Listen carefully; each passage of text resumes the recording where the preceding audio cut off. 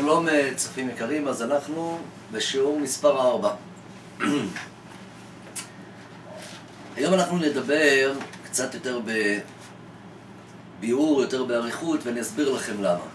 אני רוצה דווקא לדבר על הנושא היותר תבונתי מאשר הנושא המעשי. זאת אומרת, לתת יותר תובנות והבנות לאדם מאשר הצד המעשי. זאת אומרת, תכלס, דבר איתנו בשטח מה אנחנו הולכים לעשות. אז אני רוצה להסביר לכם משהו פשוט, שאצל מרבית האנשים זה חסר, בגלל הלחץ, בגלל המהירות, בגלל הרצון לגמור כבר עם הסיפור, אז לכן רוצים תמיד את הפה ועכשיו. ובמצב הזה, בתופעה הזאת, אין את הפה ועכשיו. בגלל שאין את הפה ועכשיו, וזה אמור להיות בתהליך מסוים, אז מרבית האנשים לא רוצים להיכנס לתוך הסיפור הזה, ומנסים לפתור את זה בצורה עצמית, או על ידי שתיית כדורים, להפחית את החרדות, להפחית את הפחד, ואחרי זה בודקים איזה כדור יותר טוב, איזה כדור פחות טוב, מה זה מתאים, מה לא מתאים, כמה רמות האחוזים, שזה מפחית מהחרדה, האם זה פותר את גוף הבעיה, וכן על זה הדרך. כמובן, כמו שמובא בספר די לאובססיה, בסופו, שיש עניין במציאות מסוימת שמצרפים את העניין של טיפול הפסיכולוגי והפסיכיאטרי כאחד. זאת אומרת, כדי שהאדם יוכל כן לצאת הדרך במצבים קשים יותר, אז ממליצים על כדור מסוים כדי להפחית את רמת החרדה, ואז זה עוזר למטפל לעזור למטופל בצורה הפסיכולוגית. אבל שוב פעם, הרעיון העיקרי, כמו שהזכרנו, זה שבן אדם לא רוצה לצאת לשטח בצורה העכשווית בגלל שתי סיבות. הסיבה שזה של עכשיו אני רוצה לגמור עם הסיפור, הסיבה השנייה שהמציאות הזאת היא שוברת אותו. שוברת אותו כל פעם שהוא מתחיל, כל פעם שהוא רוצה להתנתק מהמצב שהוא נמצא בו, הוא רואה שהוא חוזר אליו, חוזר אליו, חוזר אליו. זה בדיוק האובססיה שהיא מעטלת באדם וממש כביכול מטריפה את דעתו. אז לכן לצורך העניין, ככל שיהיה לנו כאן הבנות שכליות, ככה אנחנו נוכל להבין בצורה מעשית למה כדאי לנו להתנהג בצורה מעשית וכן ללכת קדימה. אז לצורך העניין נסביר ככה. כמו שאני מצייר ממחיש בספר שלי הקנייה, בעמוד 5, אתם יכולים לראות את זה פה. כן, יש כאן את הציור של הלב. בכוונה עדיין לא הראיתי לכם את הציור של המוח. כן, כי בעיקר העבודה שלנו פה היום הטיפול הוא יותר בלב ולא במוח. ממילא כשאנחנו נתקן את הלב, המוח הוא גם יהיה תוקן. אז בלב, כמו שאנחנו רואים אצל כל אדם, נרגש אצל כל אחד ואחד, יש כוחות חיוביים וכוחות שליליים. הכוחות החיוביים הם מבטאים אצל האדם גבורה, אומץ, סבלנות, קור רוח, תקווה, שמחה, אהבה, ענווה.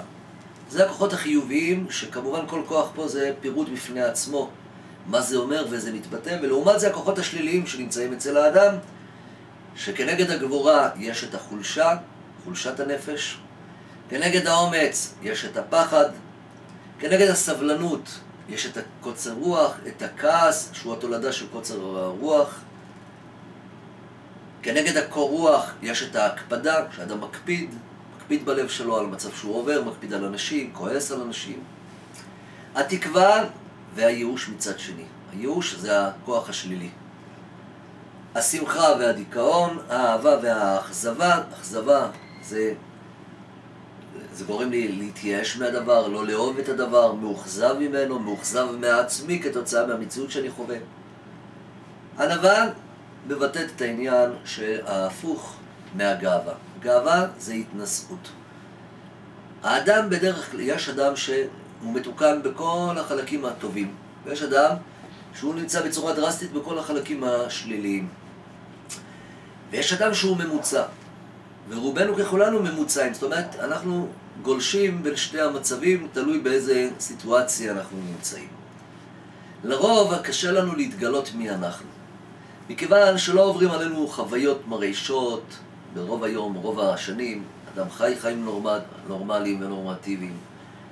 אבל ברגע שאדם נכנס לאיזה טאקל, לאיזה מציאות בחיים, פתאום שם הוא יכול לגלות את עצמו. שהנה הוא מקפיד, הנה הוא כועס, הנה הוא שונא, הנה הוא מפחד, הנה הוא חלוש.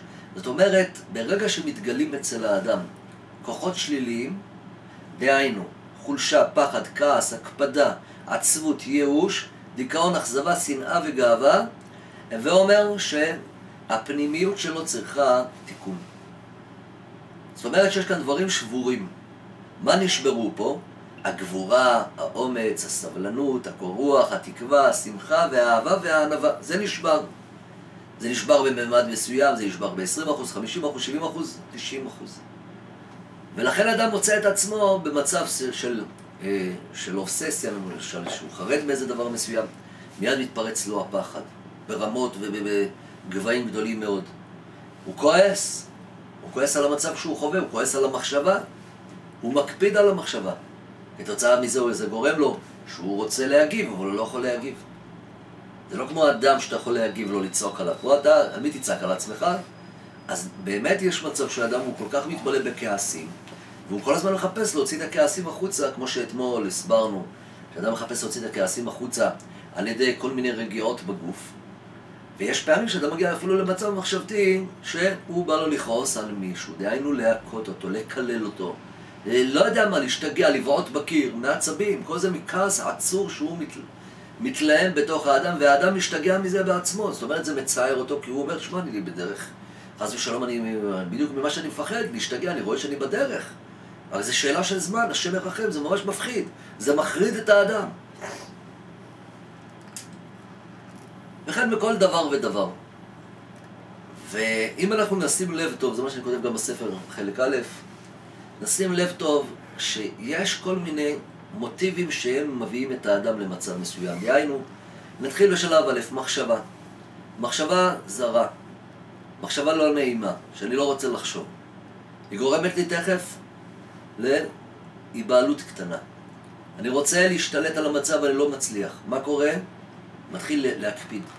בפרט אם זה חוזר על עצמו, מתחיל לכעוס. מתחיל לכעוס, אבל אני יוצא משליטה. אני לא יכול לעשות כלום. אז זה נקרא שאין לי שליטה. ברגע שאין לך שליטה וזה חוזר על עצמו, אתה מתחיל ליפול לתסכול. תסכול הווה אומר עצבות ודיכאון, חס ושלום. האדם, ברגע שהוא מתקן את כל המצבים הנורמטיביים, ממילא הרבה דברים כבר לא קורים. זאת אומרת, אם אדם לא יכעס על המחשבה, אם אדם לא ייבהל מהמחשבה ולא, וממילא הוא לא יכעס. אם הוא לא יכעס, אז לא יקרה כלום. עכשיו, מאיפה בא הפחד? הפחד פשוט. ברגע שאדם כועס, אז הוא רוצה לבטאות את הכעס שלו. כאן במקרה הזה, אם הוא יבטא את הכעס שלו, הוא יראה כמשוגע. אז זה מפחיד אותו פחד מוות.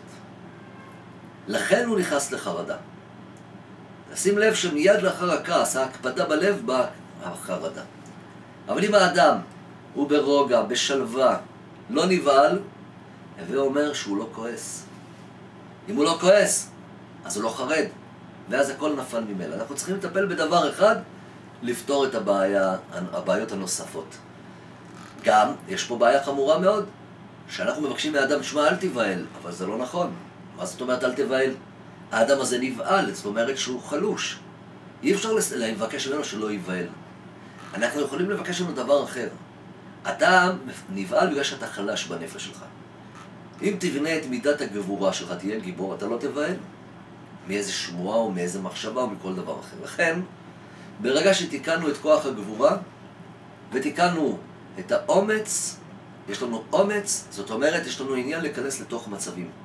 פחד זה התכנסות, התבצרות, נסיגה אחורה. אני נסוג לאחור, אני מתבצר, אני מפחד מפני הבאות. מה יקרה? האם המחשבה הזאת תחזור או לא תחזור? מתחילים להיכנס למתח פנימי, מתח מתמשך, וזה יכול להימשך ימים, חודשים ושנים. אבל אם האדם יש לו אומץ, אז ההפך הפחד. אז הוא מוכן להיכנס לתוך המחשבה. ואז הוא מבטל ממנו את הפחד. זאת אומרת, גם דבר נוסף, להחדיר טוב למוח, אני לא מפחד מפני הבאות, לא אכפת לי מה יקרה לאבא. אפילו עד הגרוע מכל שאני כל כך מפחד ממנו. ואנחנו נלמד במעשי איך אנחנו עוברים למעשי כדי לתקן את הכלים האלו. כי אנחנו לא צריכים ללכת לא למכונאי ולא לרופא. רופא לא יכול לתקן את המידות האלו. הוא יכול לתת לך כדור, הוא יכול לתת לך שיחת נפש, וזה יעזור לך בחיצוניות של הנפש. אבל בפנימיות לא תיקנת כלום, נשארת אותו דבר. אנחנו רוצים לתקן את הפנימיות, וממילא הכל יתוקן. ויתוקן ברפואה שלמה, כי כאן צריך טיפול שורשי, לא טיפול מבחוץ. המוגלה קיימת זאת אומרת שלא מספיק לשים עליה תחבושת, צריך לטפל בגוף המוגלה. וזה העבודה שלנו בספר הזה. לטפל בגוף המוגלה, ולכאורה זה נשמע שצריך פה עבודה אסטרונומית, לא, עבודה מאוד קלה. אני אתן לכם דוגמה לדבר. אנחנו רוצים לקנות מידת אריכות אפיים וסבלנות. זאת אומרת, אני קולט פתאום בתובנה שלי שאני לא בן אדם סבלן.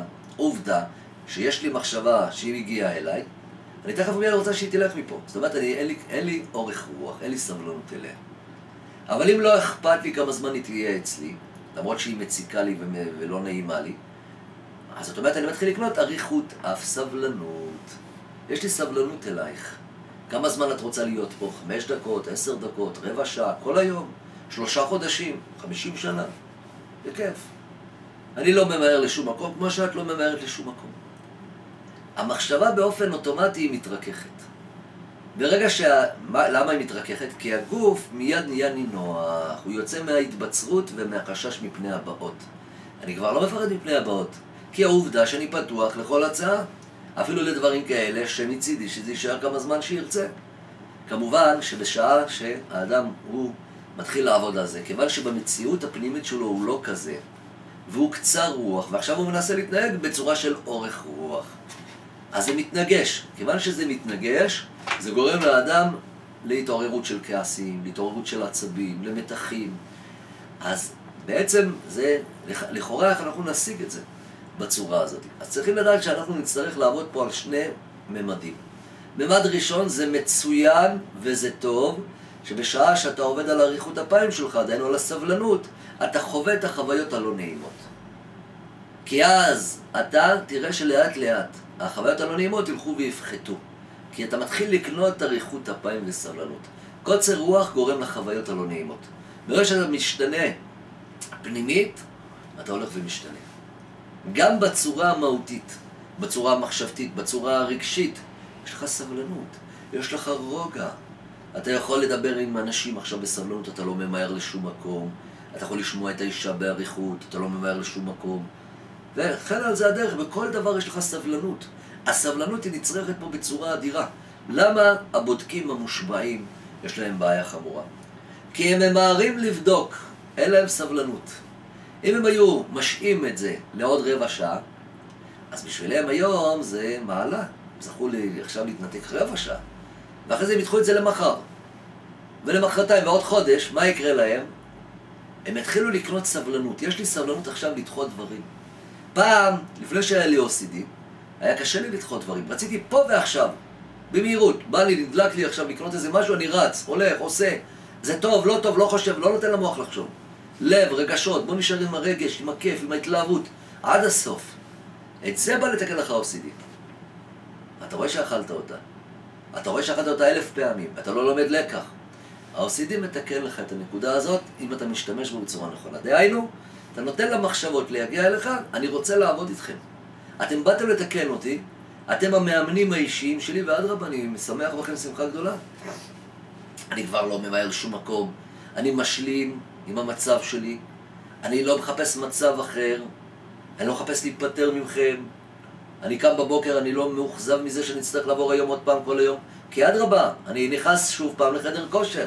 למה? כי אני רוצה בסופו של דבר לראות תוצאות, לראות גוף יפה, עם שרירים, אז שווה לי להשקיע. על אחת כמה וכמה נפש, דהיינו צורת התנהגות, מחשבתית, התנהגותית, שזה גם רוגע ושלווה בפני עצמו. כמה כיף לאדם שהוא רגוע, שהוא לא ממהר לשום מקום. זה לא שהוא אדם מרושל, זה אדם שלב, אדם רגוע, הוא חושב נכון, אדם פזיז, הוא עושה טעויות על ימין ועל שמאל. אז לכן אנחנו צריכים לקנות את האריכות אפיים והסבלנות בצורה הזאת של לחוות בצד אחד את החוויות הלא נעימות, בד בבד שאנחנו מחליטים כן להתנהג באריכות אפיים. ואני אתן לכם דוגמה, אם הקוצר רוח מתבטא בזה כמו שהסברנו, שאדם מחבק את עצמו ומשחק עם דברים והכל, זאת אומרת הוא קצר רוח, הוא צריך להיות עם אורך רוח, עם שלווה, להראות גוף נינוח. במצב הזה הוא יעבור שינוי שבחיצוניות שלו הוא מתנהג בסבלנות, ובפנימיות יש קוצר רוח, יש התנגשות. לאט לאט משהו ילך ויתחולל וישתנה ויתחיל להשתוות לגוף החיצוני. עד שהגיע המצב שאדם נמצא את עצמו לבד כך. אפילו אם יש לו מחשבות, זה לא במקום צריך לשים רגל על רגל ולהתחבק ולהקפיץ את הרגליים ולאכול את השעיניים ולאכול את השפתיים ולגזוז את הציפורניים בפה. לא צריך להגיע לכל זה, זה נשאר אותו דבר. למה הוא קנה אריכות אפיים וסבלנות? מה יקרה לו אחרי זה שהוא יגיע למצב עם אדם ברחוב או באיזה סיטואציה שלא קשורה ל-OCD? ושם צריך סבלנות. הבן אדם הזה סבלן באופן אוטומטי. הוא מדבר בנועם, הוא מדבר לאט, הוא מקשיב, הוא כועסים עליו, הוא עונה בלשון רכה. למה? כי ככה הוא התנהג עם ה-OCD. ה-OCD חינך אותו, לקח אותו צעד צעד לתוך השלמות של תיקון הנפש הפנימית שלו, כדי לדעת איך להתנהג במציאות שלו, בהווי הזה, בחיי החברה, בחיי העולם הזה בכלל. הצד השני, זה כיוון שהאדם הוא מתמלא בכעסים, מתמלא בעצבים, מתמלא במרירות, וזה גורם לו לאי נוחות, וזה שובר אותו, ואז הוא לא רוצה להמשיך עם העבודה הזאת. אז לכן מה שאנחנו עושים פה, זה בד בבד. שיש לך את המחשבה שהיא מציקה לך ומפריעה לך, אנחנו משלבים פה את הצורה החיצונית של הגוף, ביחד עם חיוך. כמו שהזכרנו. חיוך ארוך.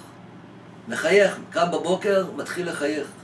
איך שאני קולט שהמחשבות הזרות, החיצוניות, מנסות לדחדך אותי, שם אני מתחיל לתת חיוך. מחייך, מחייך, בתוך הבית. יוצא החוצה, מחייך, מגיע למקום העבודה, מחייך, מאיר פנים לכולם. המחשבות תוך רגעים מקבלים ריכוך, סבלנות. הגוף, ביחד עם החיוך, נותנים כוח של אריכות אפיים כנגד קוצר רוח שיש לך. זה עזרה ראשונה. זה הרעיון. שזה עוזר לך כן לזכות להאריך אף במשך חצי שעה ושעה ושעתיים ושלוש. ולא להתפוצץ מעצבים מקוצר רוח. לכן אנחנו צריכים את החיוך כל היום. בתקופות הראשונות של הריפוי, צריכים ללכת עם הריפוי, עם החיוך כמה שיותר. הרי גם ככה אתה סובל. אז קשה לך לחייך כל היום, אבל אתה רואה שזה משרה עליך נעימות. זה מעיר אותך מתוך חלום. תפוס את זה חזק, תלך עם זה. החיוך הוא דבר גדול מאוד. הדבר הנוסף, שהוא חשוב מאוד מאוד בעניין הזה, זה הצורה של איך אני מתמודד עם המחשבות הכפייתיות. איך עליי להתנהג איתן. כמובן באדם שלא יודע ולא מבין, אז באופן אוטומטי כשהוא בא עם אליו מחשבות כפייתיות, מחשבות חיצוניות, הוא בא מקום מנסה לדחוק אותם החוצה. לא רוצה לחשוב, הוא חושב שיש לו שליטה על זה. הוא לא מצליח. וככל שהוא מתנגד למחשבות, הן יותר מתגברות. הוא לא שם לב שאם הוא היה מרפא, הם היו מרפות. הוא חושב שאם הוא יתנגד, אז הם ילכו, זה לא נכון. הם מתנגדים באופן אוטומטי. האדם מתנגד לעצמו, האדם נלחם עם עצמו, זה ה-OCD. האדם מפתח לעצמו מצב של שתי אנשים, מתגוששים אחד עם השני. אל תתגושש עם עצמך, תפסיק לריב עם עצמך, זה כל הרעיון. אז הרעיון הוא לא לדחוק את המחשבות בכוח. באה המחשבה, יכול להיות שנבעלת, כי אתה עדיין אין לך את הכלים שדיברנו. אז אתה נבעל, אתה נרתע, אתה מפחד. מה עליי לעשות עכשיו? מה אני צריך לעשות? נו, מה עושים עכשיו? שמע מה אתה הולך לעשות. במקום לדחוק את המחשבה, אתה אומר לעצמך, ברוכה הבאה. ונותן למחשבה, כפי מה שהיא רוצה שתחשוב, אתה נותן לה לשוטט אצלך במוח. נעים לך, כיף לך, לא כיף לך, הרי כבר אתה 5 שנים בורח ממנה ובורח ובורח ובורח. עכשיו אתה נפתח אליה. אתה נפתח אליה. ויש אנשים למשל שהם עוברים כל מיני מחשבות איומות ונוראות. אם זה מחשבות מוסריות כנגד הבורא העולם וכולו וכולו, נגד 1001 דברים. ואז זה היה קשה להם מאוד, וזה גרם להם לדיכאון ולעצמות, זה רדף אותם. מה שהם היו צריכים לעשות, פשוט להרפות. זאת אומרת, זה לא אני. המחשבה זה דבר חיצוני ממני, המחשבה השלילית. שתחשוב מה שהיא רוצה. זה גורם לי להתרגשות, ועולם הרגשות מפותח, יפה מאוד, בדיוק.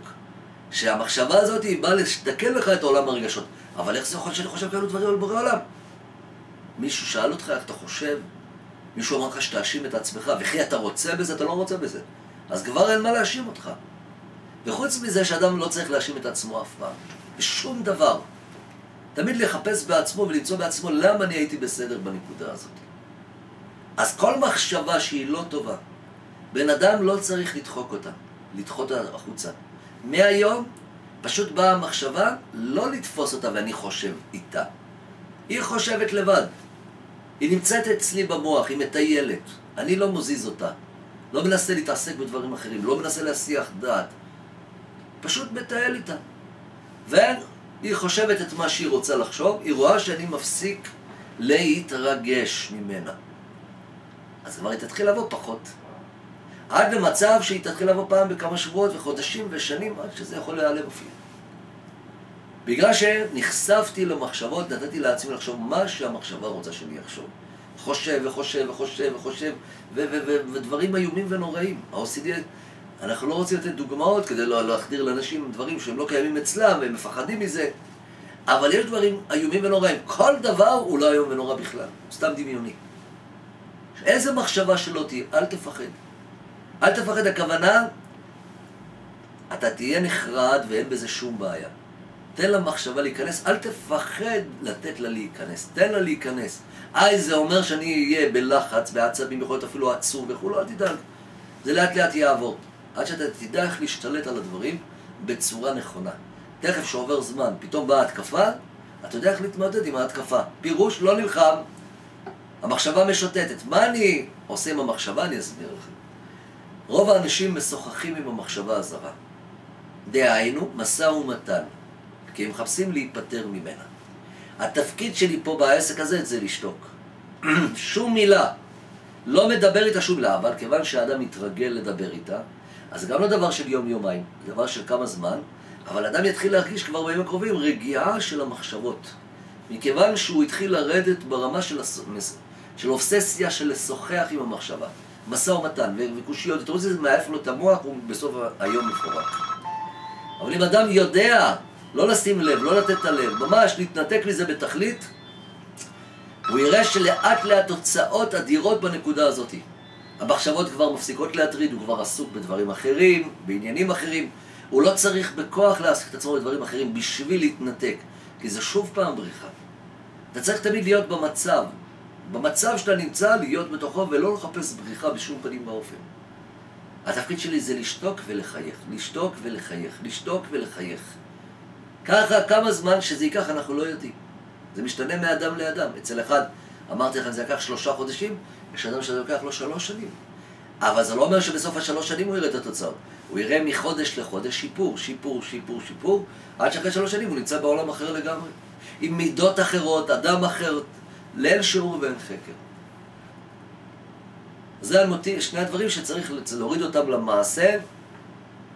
ברגע שיש מחשבה זרה, אובססיה מחשבתית, האדם לא נכנס איתה למשא ומתן מצידו, אבל הוא לא דוחה אותה החוצה, נותן לה לחשוב מה שהיא רוצה לחשוב, נותן לעולם הרגשות להתעורר כנגד המחשבה הזרה, פחד, חרדה, חוסר נעימות, עצבות, לא אכפת לו מכלום. אני לא משתף פעולה בין העולם הרגשות למחשבה. אני פה עומד פה בצד, מנותק. הניתוק הזה, כיוון שאני מחובר חזק לפה, לוקח מעט מעט. עד שאני מתנתק, מגיע לפה והם עומדים מהצד. אין לי קשר אליהם. אני רואה אותם, אני יכול גם להפנות להם את הגב. גם אם אני רואה אותם, הם לא כל כך מעניינים אותי. הם מנסים להתקרב ועוד פעם לתפוס אותי. לפעמים הם מצליחים. אני עושה את אותה עבודה, מתנתק, חוזר לפה. האדם הרגיל, הוא היה תפוס פה 15 שנה.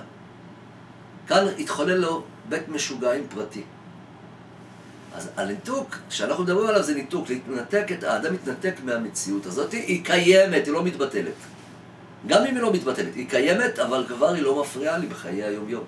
למדתי איך לחיות איתה, איך להמשיך את החיים כרגיל, עם כל המציאות הזאת שהיא עומדת לי מהצד כל הזמן, ועושה לי פרצופים, אבל לי זה לא מפריע ללמוד, ללמד, להתעסק במה שאני צריך להתעסק, ואני שם לב פתאום שהמוח שלי נקי, ריק, במרבית היום, פה ושם יש בריחות, קפיצות, בסדר, אני לא מפונק, לא מתלונן, פעם היה בהרבה יותר גרוע, היום כבר ירדו 20%, 30%, 40%, עד 70% ו-80% ויותר.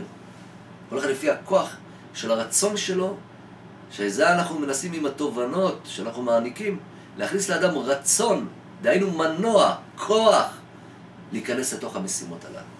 בלי המנוע, בלי הרצון, הרצון זה מנוע. אני רוצה ללכת למקום פלוני, אני מונע ללכת לשם.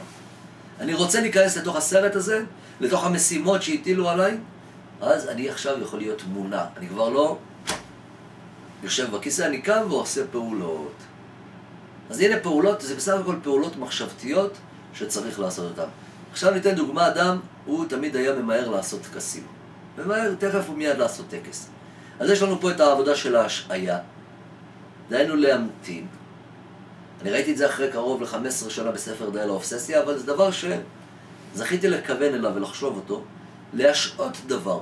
ראיתי שהשעתי דבר שהייתי אובססיבי חזק מאוד בתוכו, השעתי אותו מיום ליום, משבוע לשבוע, מחודש לחודש, ולאט לאט הוא פשוט נפרד ממני. ההשעיה היא דבר גדול מאוד, אבל בזמן שמשעים, יש לחץ נפשי, יש קושי בהתחלה, כי זה התמכרות. האובססיה זה התמכרות. זה כמו עצבים, קריזים. צריך עכשיו סבלנות. דהיינו, להשעות, להתגבר, בשום פנים ואופן לא להיכשל. לא שאני לא אעשה את זה, אבל לא עכשיו. עוד רבע שעה, עוד חצי שעה, מחר בבוקר. באים שאלות, כל מיני מחשבות, וכששואלים אותך שאלות, אתה לא עונה שום מילה. ברגע שאתה עונה, אתה מתקשר, מתחבר לאובססיה. ברגע שאני לא עונה זה אני פה בצד, אני מחליט. אני מחליט איך מתנהג העולם, ואיך מתנהג העולם הפרטי שלי, כביכול. אז ככה מתחילים להיפטר מהאובססיות, מהטקסים, מהמציאות, מכל הדברים, ולא שואלים שאלות בדרך, שום שאלות, שום ספקות, שום כלום. אדם שיש לו, בדרך כלל אצל האובססיביים זה עניין של אישורים, לקבל אישור לכך ואישור לכך ואישור לכך, לאשר את הדברים כדי שנהיה רגוע. אסור לקבל אישורים. אסור לדבר עם אף אחד על האובססיה. אדם שיש לו אובססיה, ברגע שהוא כבר נפתח למישהו, הוא לא יפסיק לשגע לו את השכל ולהטריד אותו. הוא צריך פשוט להתנתק, לחוות את הכובד, את הקושי, אבל יש לי פה משימה שאני יכול לעמוד בה. אני לא מחפש עזרה מבחוץ, אני יכול להסתדר לבד. הנה, גברתי עוד פעם את הכוח של הביטחון העצמי שלי. זה קשה, בא לי לבכות, אמרתי לאחד, בשום פנים ואופן אסור לך לבכות. בחור בן 30, בוכה כמו תינוק. למה אתה בוכה כמו תינוק? אתה עכשיו יש לך חרדות, טראומות, חזרת לגיל 7. אבל אסור לך לבכות. אתה תתבגר תוך 3 חודשים, וככה היה. הוא לא בכה והוא התאפק תוך 3 חודשים, הוא עבר חוויות בפנים ה3 חודשים, וזה הלך ועזב אותו. והיום צוחק על עצמו, בכלל, מה יש לבכות? היום הוא כבר לא בוכה. הוא הפך להיות גבר, הוא כבר לא ילד. זה כל הרעיון. אז דיברנו פה היום על כמה נקודות חשובות, על מבנה הנפש, הדברים השליליים והדברים החיוביים, כיצד אנחנו הולכים ומתקנים את הדברים החיוביים כדי לבנות לנו עולם בפני עצמו, שברגע שיהיה לנו את העולם הזה, כבר לא יהיה לנו את העולם השלילי. ברגע שאני ארכוש גבורה, אני כבר לא אפחד, אני לא אהיה חלש, אני אהיה אמיץ. גבורה, איך רוכשים? מתמודדים, עומדים בגבורה נגד המחשבות, הקשות, הלא נעימות, המעצבנות, ואני עומד בגבורה. כל שנייה של התאפקות זה עוד טיפה של גבורה, כי יצרתי אריכות אפיים וסבלנות. זה אדם גיבור. איזה גיבור? כובש את יצרו. אדם גיבור הוא מכניע את הרצון הפנימי שלו. הוא יודע איך לכבוש אותו בינתיים ולהתאפק. ההתאפקות היא ארוכה מאוד. במה זה מסייע? מסייע בבית. האישה מקניטה אותך ואתה שותק. לא בגלל שאתה אוכל את הלב, בגלל שיש לך סבלנות. אתה יכול אפילו לחייך ולהבין על מה היא כועסת בכלל. וגם היא תגיד לך מה שתגיד, תגיד לך שאתה סוס ואתה חמור ואתה טיפש ואתה הכל. היא דיברה לקיר, לא אליי. בי לא פגע אף אחד. למה? כי מכיוון שאני גיבור. אדם חלוש נפגע, אדם גיבור לא נפגע. הבנו את הרעיון? זה כמובן מסועף לכל המידות שדיברנו בהן. אחד לאחד. כל דבר ודבר צריך לדעת שזה אחד קשור בשני. תיקנת את זה, זה מתוקן ממילא. כמובן זה לא קורה ביום אחד, זה בדיוק האימונים שנכנסנו לתוכם. חדר אימונים, שעובדים איתו לאט לאט בצורה נבונה ונכונה, שומעים את השיעורים ומתקדמים עוד צעד ועוד צעד, כפי שאנחנו נראה בשיעורים הבאים. שיהיה לכם יום טוב, בשורות טובות.